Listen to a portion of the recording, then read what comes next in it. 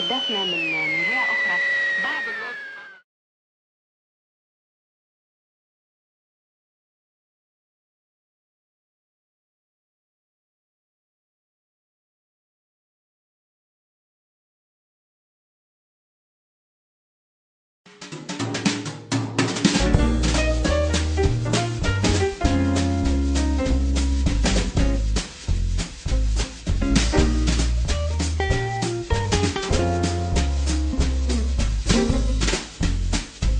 Sono la professoressa Clotilde Muro, insegno all'Istituto Poerio di Foggia, che è presidio nazionale per il piano di formazione Mattabel, che è un piano di formazione promosso dal MIUR, dall'ANSAS, UMI e SIS. Ha come finalità principale questo piano di formazione Mattabel quello di migliorare l'insegnamento della matematica, in quanto gli studenti italiani nelle prove internazionali OCSE Pisa hanno fatto registrare dei risultati molto scarsi in matematica a partire nel 2003. Quindi il piano di formazione Mattabel è rivolto ai docenti della scuola secondaria del primo ciclo e al biennio della secondaria di secondo grado. Sono stati realizzati dei corsi in formazione blended, cioè di formazione in presenza e formazione online, rivolti ai docenti della secondaria di secondo grado. Con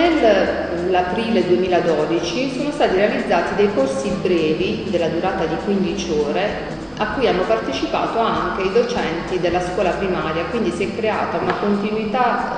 didattica tra il primo ciclo e il secondo ciclo. I materiali prodotti sono disponibili sul sito della scuola liceopoerio.it e la documentazione è stata realizzata attraverso delle presentazioni in PowerPoint. Il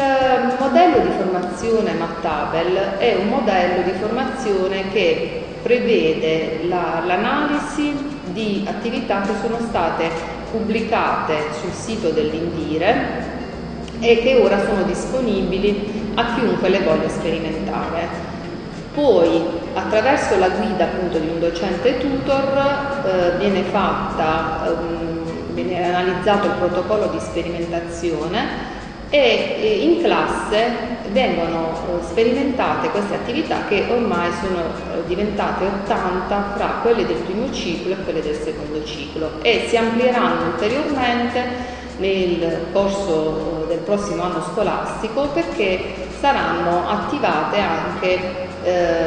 dei percorsi per la scuola primaria.